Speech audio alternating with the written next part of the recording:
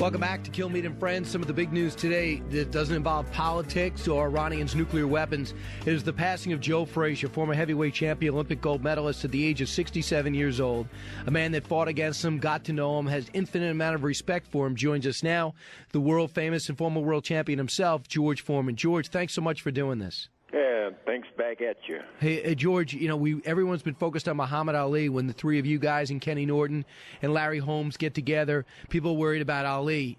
I know he had diabetes, but were you as stunned as most that he passed this quick? Shocked, because we stayed pretty much close together. But that's Joe Frazier. He's not going to complain. You can knock him down. If he can see, he's going to get up and try to swing at you. And that's probably the way he took on life. Didn't want anybody worried about him. What was he like when you guys were together? Because you fought twice. He fought with such courage. You destroyed him twice. He'd be the first to admit it. He knocked him into retirement the first time at Nassau Coliseum. But you just had a lot of respect for him, right? No, so much respect.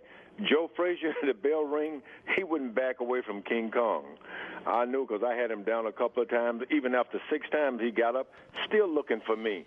They stopped the fight, but they didn't stop Joe Frazier, the most brave man I know. And in boxing, that's what Rocky Marciano and Joe Frazier, they were boxing.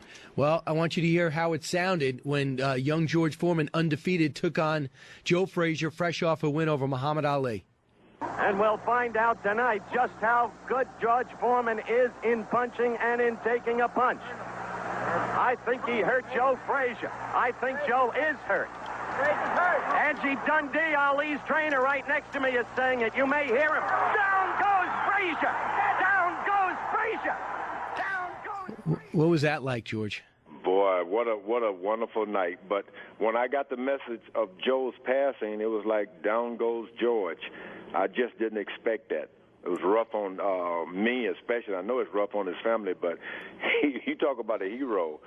Smokin Joe Frazier, a nickname of Smokin, well-deserved. And, you know, he came out of nowhere to become champion. All you guys seem to have overcome huge obstacles, but him as great as any. You know, he's a guy from a rural... He was the most small of all of us.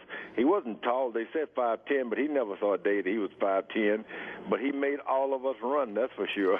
Do you think he got a raw deal with the Muhammad Ali rivalry? He seemed really kind of bitter. When you guys did Champions Forever, that awesome video that you put together with Foreman, Ali, we Norton. spent a lot of time together. I'm glad you mentioned that. Joe Frazier, and I can tell you something secretly. Joe Frazier and Muhammad Ali, the only problem were they loved each other. They didn't like the idea that they loved each other. They had to have each other. When they got around there, I was always separating them. And I found out at the last, like two brothers, one always teasing the other. They wanted to hug, but they said, let's tease. They loved each other. I can guarantee you that. Well, I mean, what did they mean to America? The year's 1971, fresh out the Vietnam War, protests like crazy. You have a gold medal that you could call your own. And you have Muhammad Ali 3.5 years after being banned from boxing, undefeated champion for not going to war. And Joe Frazier, for some reason, was categorized as almost the white man's champion. And Muhammad Ali got the black mantle. Am I correct? You know, Joe Frazier had migrated from the southern United States, and he was accustomed to being called names, but he never took any of that personal. He knew that at the last, you got to get in the ring, and that bell is going to ring, and that's what it was all about. He fought. He always fight. And being called names, no big deal. He knew that Muhammad Ali loved him. As a matter of fact, he loaned Muhammad a lot of money when he was in exile. That's what surprised him, that he would talk about him. But when you come from a family of 7 kids like me, I have 10 kids, they always tease each other, and the next thing you know, there's a fight. So that was the story of Joe Frazier and Muhammad Ali. Nothing personal, and truly never a punch in anger. Those guys just were brothers. You talk about when you were actually fighting him, you know, you knocked him down once or twice, but then he wound up with that famous left hook, and it just missed you. Yeah. And you thought what? I remember knocking him down the first time. I said, I shouldn't have done that. Knocked him down the second time. I said, he's going to kill me for that. The third time, I said, I better keep knocking him down. And at the last, he was still trying to get a hold of me. Right. He knocked him down 6 times, but he was up every time. And, it's a frightening thing to go in a ring against a Joe Frazier type person. And George Foreman, as I talked to about the passing of Joe Frazier, do you think, what could you say right now for the sports fan that didn't grow up seeing the rivalries that you guys had and the times in which you fought? What should we all know about Joe Frazier and maybe this next generation of sports fans doesn't know? Joe Frazier put boxing, they had originally torn down the original Madison Square Garden, and everybody was saying it'll never be the same until there was Joe Frazier. He was the man who built the house, who rocked the house. Joe Frazier, he was the house fighter at Madison Square Garden. From that point on, it's called the Mecca of boxing. Right, and now did you have, when you guys get together with Ali and Norton and Holmes and those guys? Oh, it'll never be the same. Right. It'll never be the same. Do you plan on attending any of the ceremonies or anything that are most likely going to take place in Philadelphia where he lived? No, I don't think so. The family, they deserve him. Now, I had a lot of Joe Frazier. The two of us did commercials together. We even exchanged monies and gifts and watches.